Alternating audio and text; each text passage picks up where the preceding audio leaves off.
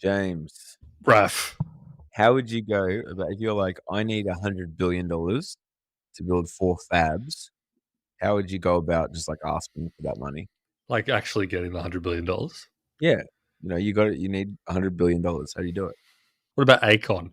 Akon is in the picture. Because he was building that crypto city in, was it Ghana? I'm not sure how that went in the end. We got to actually. That's a good point. Like people have asked us, like we need to check in all of the crypto cities. Yeah, we should do an episode where we just go through all those tech guy cities. We'll go through like Seasteading. We'll go through Akon's city. I'm going to find out where it actually was. Senegal, sorry, not Ghana. Close. Planned community. Akon said in October 2022 that construction of the city's first phase would begin in 2023 and be completed by 2028. And it uses blockchain and cryptocurrency. That's pretty good. Like what? To transport people around? I don't know. Solar power.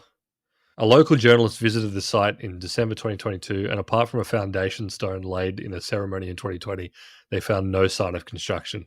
Akon told the BBC, "It wasn't being managed properly. I take full responsibility for that." Okay. No, sorry, I was deflecting by going down that line. I need to get $100 billion to build 4 chip fabs. Yeah. First thing I'm doing is I'm knocking on the door of Andreessen Horowitz. Yeah.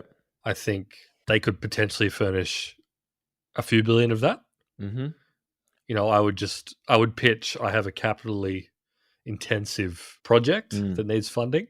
Don't ask me what it is, but I need $50 billion. Yeah. And I reckon it's a dice roll. You might actually get it. Yeah, that's not bad. And then go to Masayoshi's son. Yep, I'd go to SoftBank. Yeah, Masayoshi's son. Masa. I can't say. Same pitch. Yeah, I got a bold thing. No, I'd bring a deck for him with some like really inscrutable graphics. Yeah, and then number 3, obviously George Soros. George Soros for sure. Yeah, given that he's already kind of owns. I mean, he's already given us a fair bit of cash, so that's true. Well, absolutely. I mean, he sort of pays our salary, so Thank you, Mr. Soros. Thanks, George.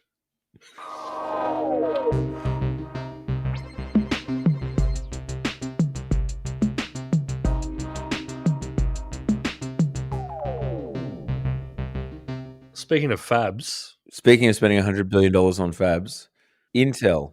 We're talking about Intel today. We've talked about them a bit. We've sort of made some glancing references to Intel over the years. We did a microchips episode a little while ago, so long ago now that it's probably out of date.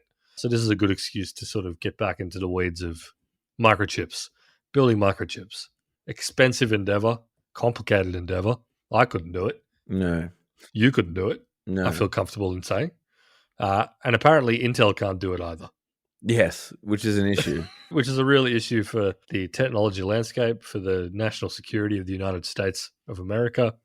And it's wounding to see my king washed, as the kids would say. My goat washed. Yeah. In the hearts and minds of the Americans, Yankees, those from the United States of America, sorry, not just... Sure. Not Brazilians, for example. Actually, very brief aside, I know we have not got at all into this episode, and this is not related whatsoever, but a quick update on Elon v. Brazil. Elon has paid the fines. He has banned the people from X and has not mentioned anything further. I just don't really see how X is coming from a position of power in any sort of dispute. Literally all they have is, I guess, like Elon's megaphone in like things he can post about. Because it's not like they have a huge amount of economic sway. It's like a declining product, which makes less and less money. I mean, how is this going to ever end up any other way? No, exactly. And it's ended up the way that it was going to end up, which is big Elon L, but, we move on. Humiliating back down, but whatever, That's neither here nor there, I suppose. That was literally... the relation was America. It's good to keep people updated. Yes. So Intel used to be top of the heap when it came to the production of microchips. The big daddy. Many of the innovations in microprocessor and microchip design came from Intel. Intel were where the innovation happened. Moore's Law came from Intel, right? Moore's Law. The idea that the power of microprocessors will double every 2 years. Every 2 years, yeah. There's lots of arguments about the extent to which that's held up, and people use all sorts of curly logic to say that it still has, but and that it will continue into in the future. Neither here nor there. But Intel has been struggling over the past, let's say, decade and a half. Maybe a bit longer. Yeah, I mean, it depends how you look at struggling insofar as yes, I agree with that 100%. But if you were to just look at the stock price, it's really only been the last few years, 2 years even. Hindsight is 2020. Yeah. In retrospect, we can look back and see all the strategic errors they made that have kind of put them in the position they're in now. Just to establish what that position kind of is, they've gone through, some stock declines, some very rough quarterly earnings over the past few earnings seasons. So the reason we wanted to talk about Intel is that, they used to be top of the heap, most important company in computing, essentially, the bedrock of all computing. And now fast forward however many years, and we're sitting in 2024, they're getting their lunch eaten by a whole bunch of different competitors. And stories are bound at the moment that they're an acquisition target for Qualcomm, which is another American chip company. They are basically one of the core parts of the American Chips Act, which is basically a rescue package for Intel and the American chips industry. And they're basically soliciting emergency, you could say, investment from all quarters. Apollo Global Management today are in talks to inject $5 billion of investment into them. Yeah. How did they end up here? Yeah. How did the beacon on the hill of Silicon Valley, like one of America's most famed companies, as you say, basically this is what Silicon Valley is all about. How are they in the doldrums and being, talk of acquisition by a goddamn modem company? Yeah. How the hell did this happen? Who let this happen? Which one of you? Which one of you allowed this to happen to a great American company? Is it the same guy who did all that stuff to Nike? Maybe. Listen on and find out. Yeah, Intel, look, if you don't know, you know the name, obviously. It's one of the most famous names in technology, but very briefly, they make the processors, the CPUs. They make other things, but they make the CPUs in computers. The brain of your computer is what they became famous for making. Nowadays, also obviously in servers and whatnot. Your processor, your semiconductor. Listen to the semiconductor two-parter that we did that was very popular. Incredibly well received to this day. But that's what they were famous for, and especially in the era of computers and early laptops, desktop computers at work, etc. Intel were the big dogs. They just to really hammer it home for those that are still trying to wrap their head around this, the Intel 4004 was the first commercially available microprocessor. They laid the groundwork for everything that came after, and they, that was in 1971, and they remained dominant until the 2000s. There were heaps and heaps of innovation. However, they made, I would say, recently at least, two major blunders. And I reckon we start with, the biggest of all, which is mobile.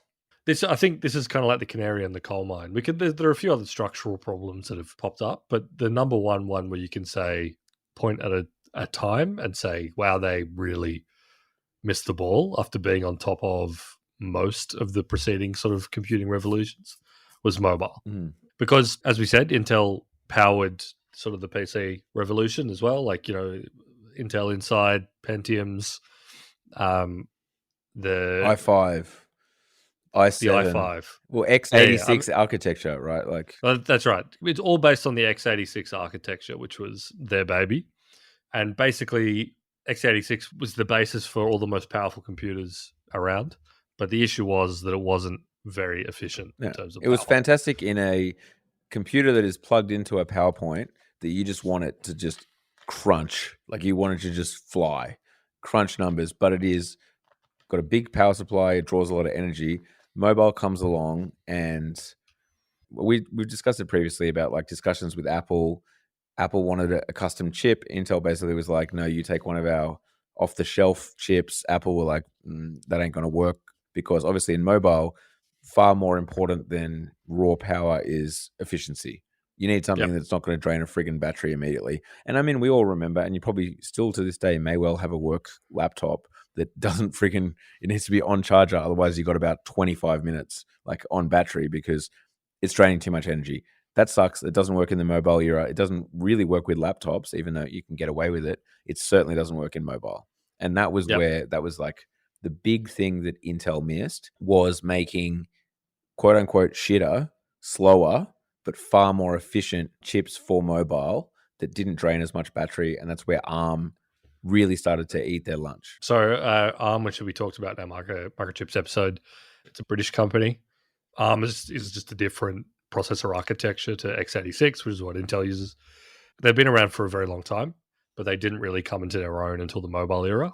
It's a simpler processor instruction set, but it ended up being perfect for this. You didn't need quite as much power, but it was efficient when you had it in a mobile device. And it's probably also worth like pointing out what Intel does is like they're vertically integrated. They design chips, they manufacture chips, they package chips, they sell chips.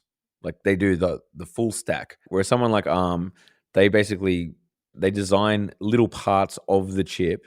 And Apple, for example, will design their own chip and will use a bunch of different ARM parts because you know that ARM has already worked out power supply management. They might have already worked out the little audio unit, this, that, and the other. And you kind of pull all these little pieces together. But crucially, ARM doesn't manufacture it. Intel manufactures their own chip.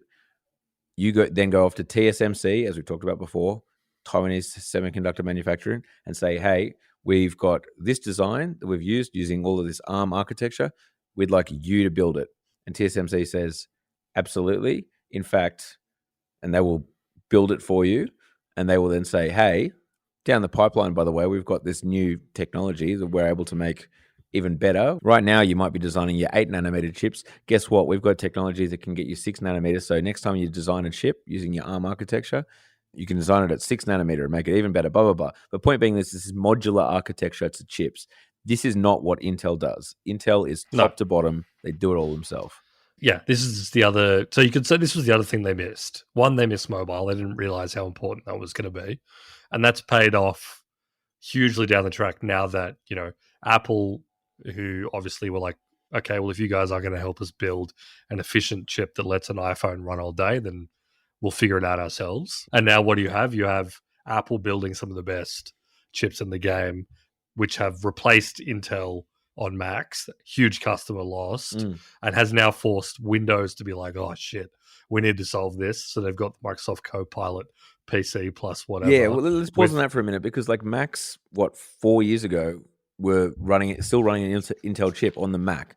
Obviously, the iPhones didn't, but on the Mac, they were still using Intel chips. But Apple realized the same efficiencies that we can get and our expertise from designing our own iPhone things, we can transfer over to laptops. And so Intel lost that business as well. It went upwards. One little forgotten part of this is that Intel actually had a part of their business that was working on ARM-based chips, pre-iPhone, and they sold that business. So another sort of like failure to predict where things were going moment. But the other part, as you were just talking about, they didn't anticipate the rise of like fabless chip design, which is this whole idea is what you were just talking about, where it's like companies like Apple, companies like NVIDIA, they don't worry about building fabs. They just worry about designing it, and then they contract with TSMC or Samsung or whoever. That actually turned out to be like a massive unlock, which Intel didn't realize, because in the traditional model, like totally vertically integrated like Intel is, you own every part of the process. But that's not just a matter of, all right, we design the chips and look, oh great, we've got these fabs, so we're going to use our factories to build these exciting new chips that we designed. It's far more complicated than that. What this process where TSMC was like, you guys can figure out the intricacies of what these chips are and what the design is and what they do and what their function is. We're going to focus entirely on making them. And what that did was like split apart the design and manufacturing disciplines, which meant that TSMC could just focus 100% on assembling all the best chip manufacturing technology from partners like ASML and whoever, focused the game entirely on how do we just like support our partners by making more and more advanced, basically like photolithography processes, Yeah. manufacturing How do we processes. cram as many friggin' transistors on one of your designs as possible? Like, we're just going to focus purely on that, basically. Yeah. Whereas, and then, we'll leave you guys to figure out the design part of it. If you're doing it all in one business, it's kind of impossible to keep that innovation train rolling because they're kind of two different disciplines. Yeah. And you're putting the cart before the horse constantly. Well, you're the figuring designer out, just leads everything, right? It's like, you have to, if you're the actual fab part of it, the design starts, it goes through the entire process, and a few years later, you're kind of told, like, here's what we want to build. And so you're like, okay, we'll work out how we can do that. Obviously, it's a bit more back and forth than that, as opposed to, at TSMC, who is just purely focused on that manufacturing process, keeping yields as high as possible. And EUV was the other kind of one of the other big things that Intel missed. EUV being extreme ultraviolet, lithographic technology, making transistors very, very small, and therefore cramming more and more and more of them onto these microprocessors. Like shooting lasers at 10 and whatever. Yeah, and creating a mirror that is smooth to the one atom, like as we've discussed before. Imagine the smoothest mirror you've ever touched. Listen, it's got nothing on this one. If one day I get to touch that mirror, down round was worth it. Just let me touch it. Let me stroke it once, just with like 3 fingers, kind of like back of that palm, In the process, like just by getting your grubby fingers on it, you're doing like $80 million worth of damage. Because just to underscore the point, that the Intel thing basically slammed into a roadblock. It wasn't just like a theoretical thing of like they weren't unlocking pure productivity gains or whatever. Like when they got to like the 10 nanometer and 7 nanometer phase of like upgrading their chips, they just couldn't do it. And it completely gummed up their entire machine because then they couldn't, pivot and speak to TSMC or an external partner because, their customers are all booked out. They were competitors as well. Because this is part of the joy of TSMC's business model. They're nobody's competitor. Like they're not going to, NVIDIA is not afraid that TSMC will suddenly wake up one day and be like, we're designing chips. Yeah, exactly. Apple's not like, you're going to take our M series things and make your own. It's like, absolutely. They know that will never happen. Whereas, Intel's obviously in a slightly different position there. But they, and because they couldn't innovate on the 10 and 7 nanometer generation, the whole system came to a screaming halt. And so we'll talk a bit about this as we go on, but in Intel's new fucking strategy, they have partnering externally and also acting as a fab for well, that's the big thing.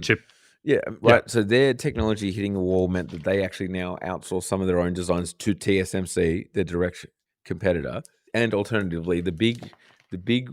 I should say the other thing they missed is accelerated computing, which is an NVIDIA term, a Jensen term for just like computing on graphics cards, basically GPUs. We've talked about this kind of ad nauseum. They're obviously like, they're not a graphics card.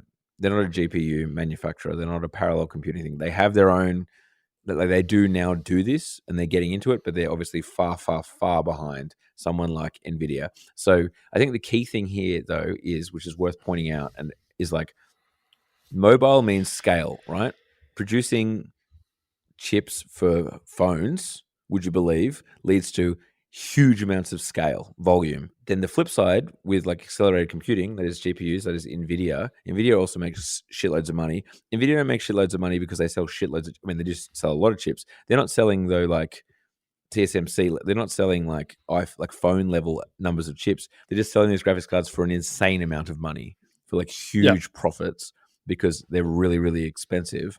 Intel don't have that either. So they don't have the scale and they don't have the margins on the accelerated niche computing with this huge moat around it. They're kind of just stuck with making processors for servers and like bigger power hungry computers while competing with AMD, who also outsource their manufacturing, blah, blah, blah. Yeah, because AMD is a big part of the story because, okay, they got cooked in mobile. Okay, they got cooked in the chip manufacturing game. But at the very least, surely they're still doing well for PC CPUs.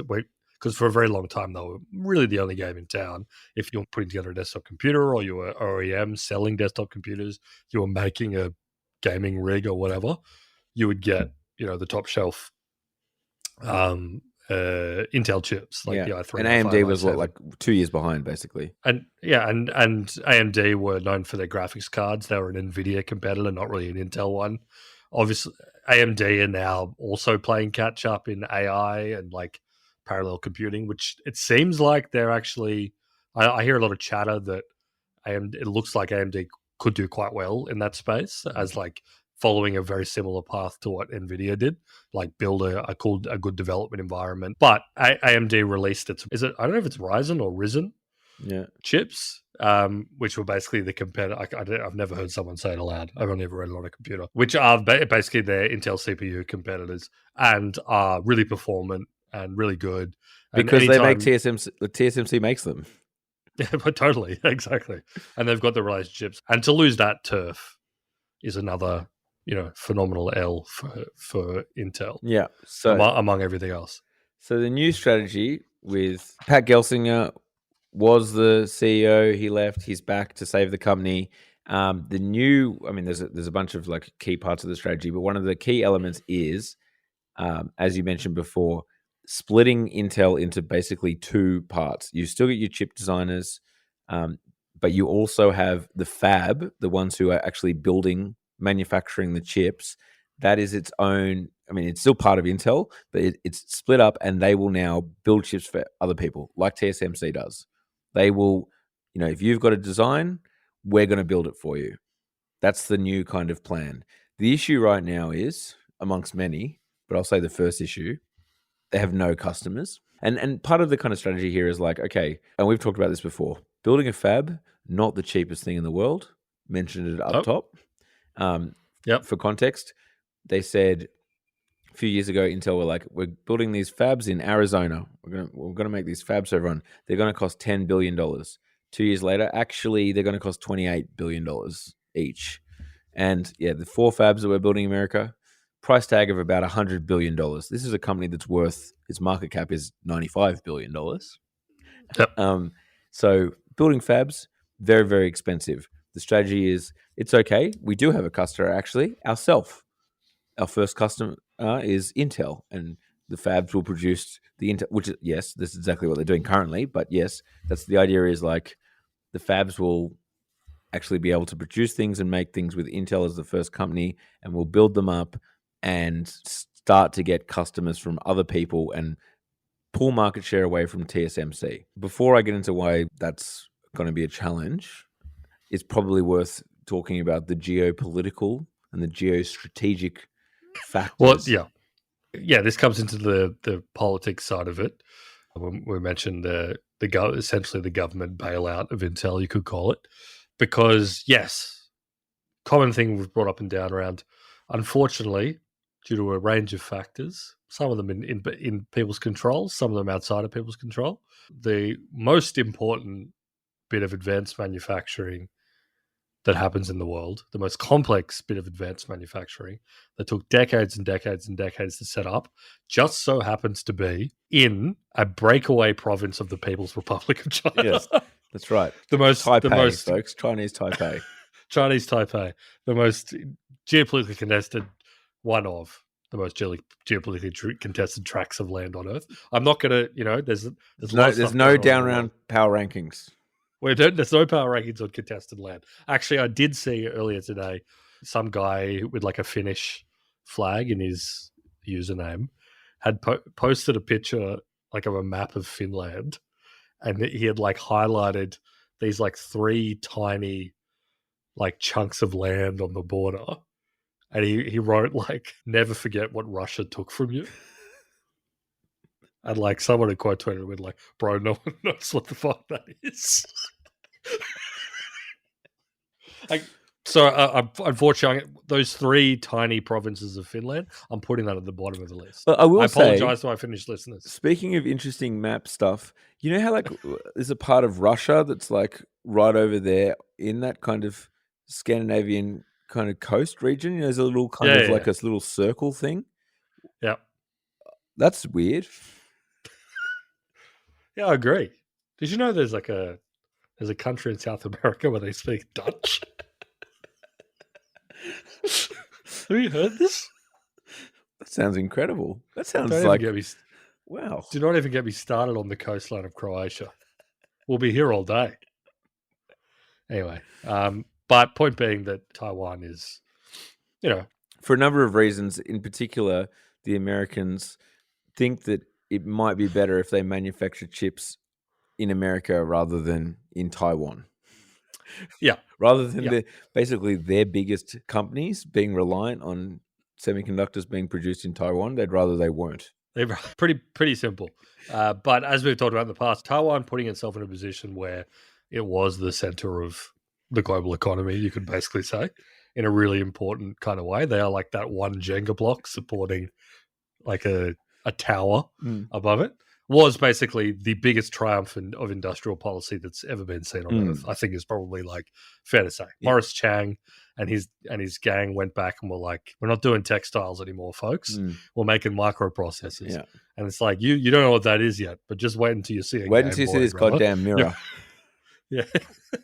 Yeah, exactly. The moment you get your hands on Tetris on the Game Boy, you're going to get it. Yeah. And, but so America have obviously been pumping a bunch of money and like really scratching their heads about like how do we bring manufacturing, advanced semiconductor manufacturing home to, the land of the free, home of the brave.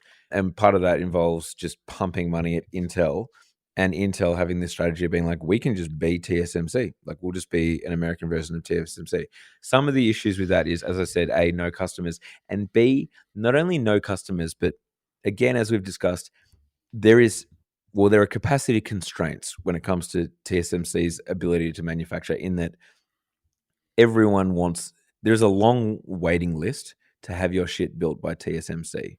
And the biggest companies in the world are the customers of TSMC, that being, you name it. Apple, Nvidia, AMD, these companies like that. Yeah. So if you're then, like Qualcomm, etc. If you are an Apple, for example, or an Nvidia, or anyone in that list of people who all have a fantastic relationship with TSMC, the last thing you really want to do is be like, oh, just letting you guys know, we might just like get Intel to maybe make the next version, or just give it a crack, maybe make half of it. Yeah.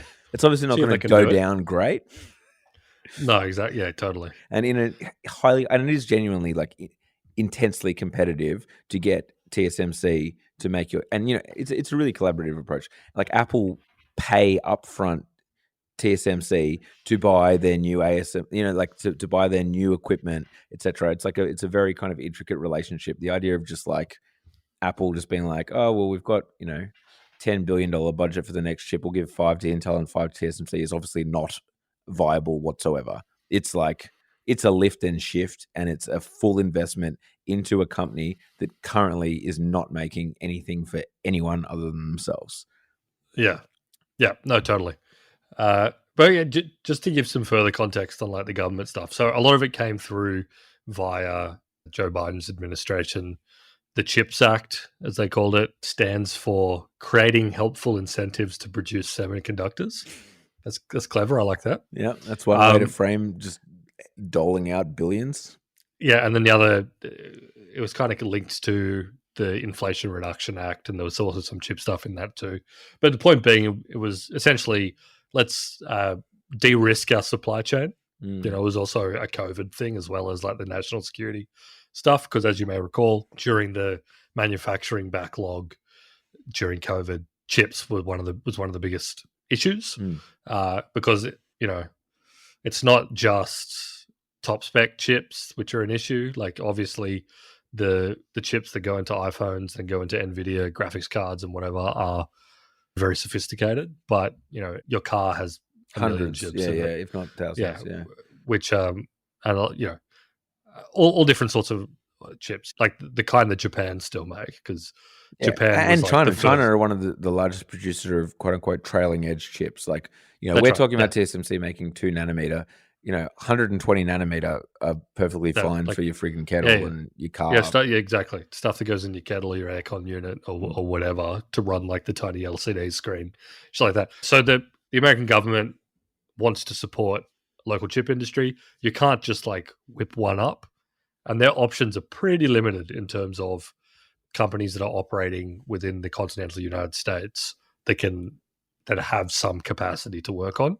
So, I mean, apart from that, their options are, so there's Intel. So there's like a $60 billion fund or something that is receiving money through the CHIPS Act. Intel's getting a very decent chunk of that. I mean, but there's also TSMC is getting a chunk of that to build the plants in Arizona, right? Getting TSMC to open up plants in America. And the other one is Global Foundries, which was spun off from AMD, because AMD used to have its own chip fabs and chip making facilities, and they spun it off when they decided to go fabless, and that's called Global Foundries, and that's kind of like a up and coming, I guess you could say, chip manufacturer itself. There is some funny stuff around the TSMC. I can't remember if we mentioned in the last episode. Actually, I think we recorded before this stuff came out, but there's been like a bunch of reporting about TSMC's efforts to basically get US chip manufacturing off the ground. Culture clashes. I'm gonna put it out there. I think, even though I've joked about it repeatedly on Down Round, I think there's some discourse about this which is a bit OTT in terms of there is some innate quality of the Taiwanese people, which means that you can't replicate chip manufacturing in the US because they are uniquely biologically attuned to the whirring and clicks and of a ASML photolithography machine. Yeah. I think that's not necessarily true, but there is a particular kind of manufacturing culture that exists potentially in the US in some domains, but may have wilted away a bit in chip manufacturing. I can't remember what the publication was that did this story. I think might have been Rest of World or something like that. They did the feature story about the culture clashes, and it's basically importing a bunch of Taiwanese engineers to teach Americans in these sort of provincial communities to make chips. And all these weird things, all the Taiwanese engineers having bikini babes as their desktop wallpaper. Didn't sound like it was going too great. Didn't sound like it was a great work environment, but I think there's, give it time and I think it'll work. But the fact of the matter is, I don't think it'll work. You don't think it's going to work at all? I'm putting on the record that I did not think that there's going to be leading edge chips manufactured in the United States. Yeah, I mean, ever. I think that is up in the air. I'll be interested to see what happens but the big point, dragging it back to Intel, is they're receiving a bunch of money from the government. They're kind of you are our great white hope. You are going to be the guys. If this is going to work, if we're going to get the manufacturing off Taiwan, you are the people that need to make it happen because our options apart from you are very limited. Yes. But as we've said, they're really trying to outrun the clock, right? Well, the issue is it's a business in structural decline that they're trying to do the mother of all turnaround jobs on. Yes, but the key issue with the mother of all turnarounds is, as I kind of keep saying, is they need $100 billion. A company that is currently losing $2 billion a quarter with no real sign of making a profit ever in sight. It's where do you get the money to make these fabs, to initiate the plan to make leading edge chips? One place is the government. The government's not going to give you $100 billion. It's just not going to happen. The other place is partners. So yes, like TSMC does with Apple, you invest in us building up the capacity to make leading edge chips so that we manufacture them for you. It's all part of the kind of deal. But as I said, who's going to do it? Because everyone who has the money to do it is currently right in the pocket of TSMC. And as I said, unless they're compelled to do it, there's absolutely no reason why they would take a huge risk with Intel.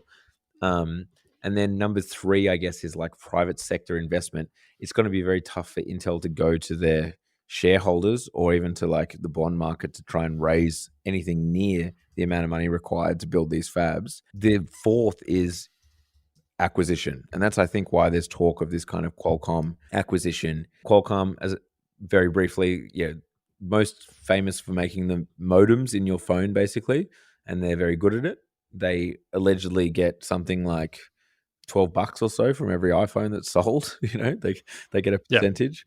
Because they did start as doing the stuff, telecom, radio technology. Again, another Intel, I guess you could call it a foresight fuck up. They sold that business of theirs to Apple.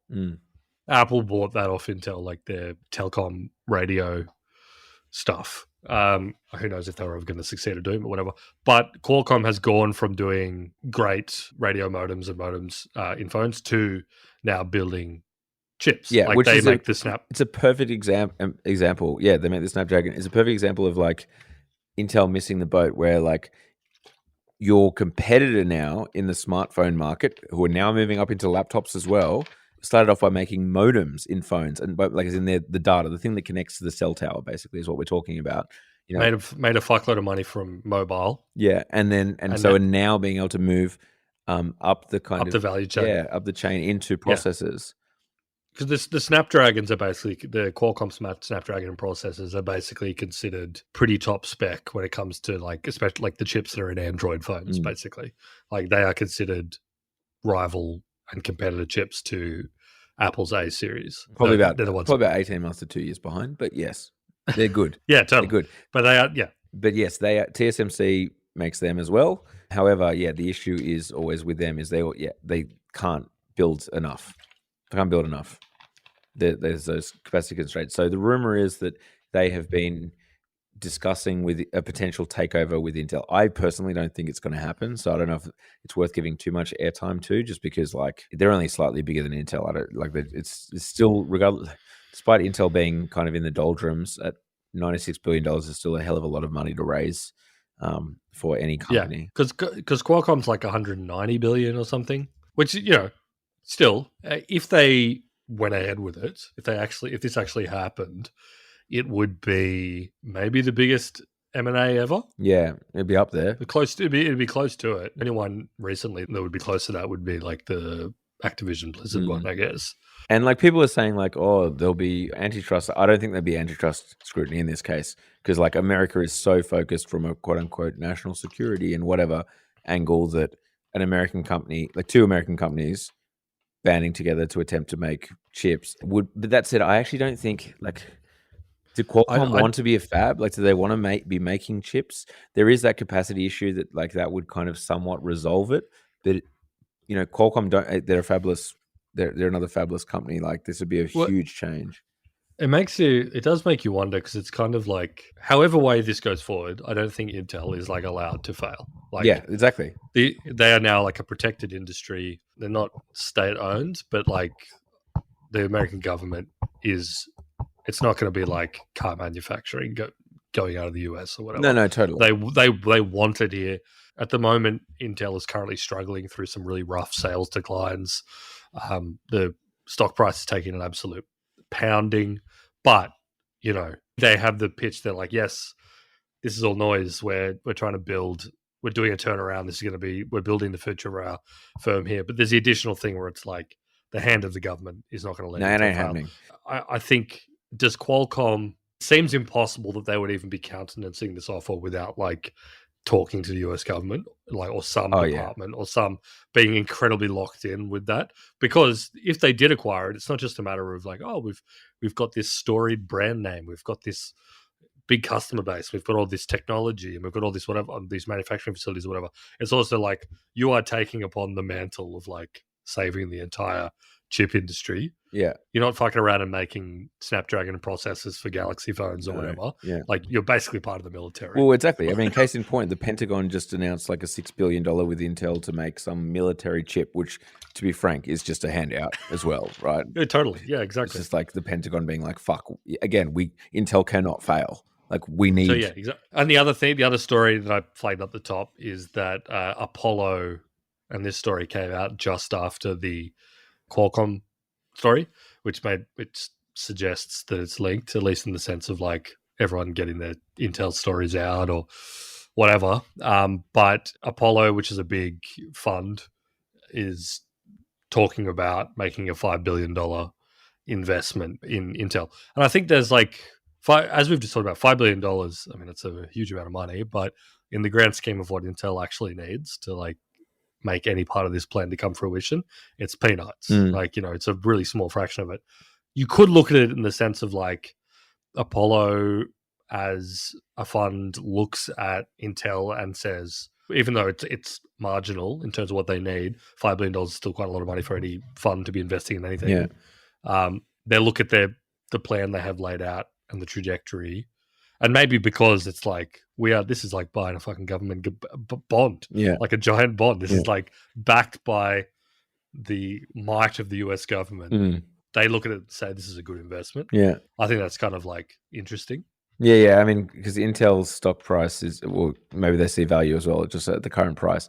But like, you literally are in this situation where you hear analysts who talk about Intel, who are hardcore free market capitalists, talking about maybe the government should compel Apple to buy Intel chips, or like just saying stuff like this, or like maybe there's some kind of thing where the government can invest kind of $10 billion in Intel developing advanced manufacturing, while and the Apples or the customers have to pay them back once the manufacturing has been developed. And like there's just so much talk of government intervention by like hardcore capitalists, like let the market decide that that kind of speaks to the situation that Intel is in, when like these guys are scratching their head and being like, the only path forward I can see is just government money. Yeah. No, it is a baffling, bizarre world, but I think, and this is part of the reason. There's a few influences, I won't lie, but the resurgence of industrial policy and thinking about, how can we use the state or like those sort of massive forces that we have at our disposal to sort of get everybody on the same track is just purely by virtue of the fact that we've invented something as a society that is unbelievably, shockingly complicated. This goes far beyond any sort of like economic development textbook, where it's like, with some micro loans and a bit of grit and moxie and a little bit of can-do spirit, one day Nigeria can be making cars or something like that. It's just so far beyond that conversation, and this level of technological sophistication is so out there. And even a country that poured every single iota of its like developmental ability into it still took like 40 fucking years to get off the ground. Oh yeah, absolutely. You have to be like, how do we coordinate this? I mean, you can talk at length about any aspect of this. I mean, we've talked about ASML a few times here. They're the company that, the Dutch company that makes the certain elements of the machines that they sell to the Taiwanese. And it's like ASML has 2,500 suppliers to make one of their machines. Like they sell 120 machines a year and make $24 billion in revenue. Yeah. Like, ASML, and like again, with, as I said, with thousands and thousands of their own suppliers just to make the machine that goes in the plant. This, like the level of complexity is just absurd. No one person would be able to understand 10% of it, basically. Yeah, exactly. And like every single piece of the supply chain. As you say, the great innovation of a company like ASML is that, yes, they have a lot of phenomenal engineers and blah, blah, blah, blah, but they are just like an incredibly precise and attuned supply machine that can bring in elements from all different sorts of very, very, very high-tech suppliers to build these photolithography machines.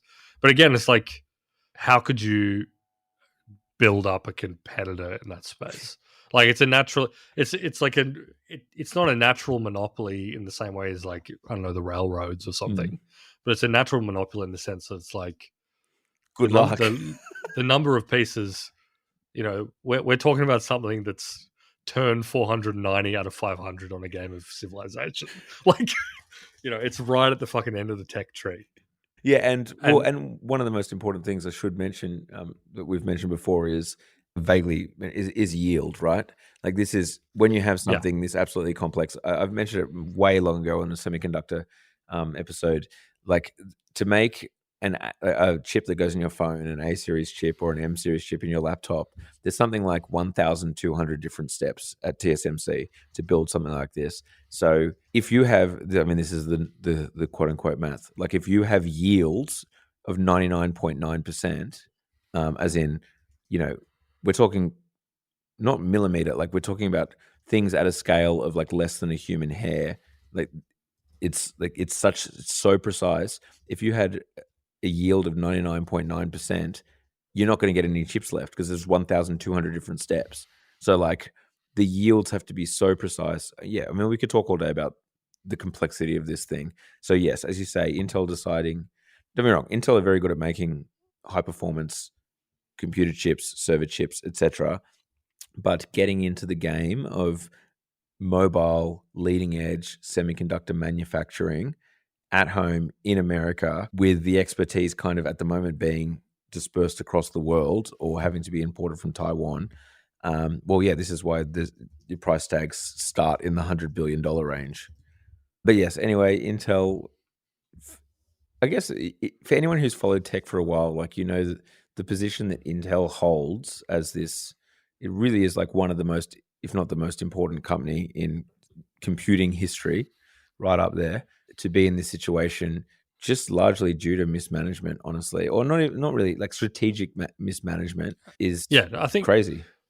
Yeah, exactly. I mean, you can talk about it as being like an explicitly poorly managed company or whatever, but I think the better narrative is just to say they rolled the dice wrong on several big decisions, and the ones that they got wrong, they got catastrophically wrong. Mobile being a big one, missing the fabulous design stuff being another one, where like you can just see the spiraling problems go out, and like the blooming consequences that they couldn't have seen at the time.